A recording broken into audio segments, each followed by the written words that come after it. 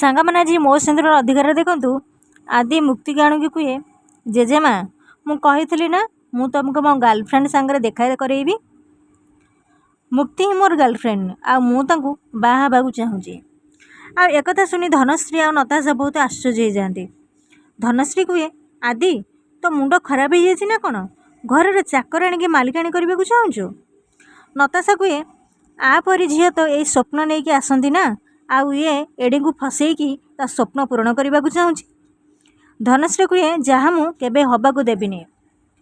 धनश्री मुक्तिर हाथ धरी बाहर को नौथुबा बेले आदि धनश्री को अटकाई दिए आ कहे मो उर्बी वाइफ सांगरे एमती किए बिहेव कले मु जमा बर्दाश्त करेनि।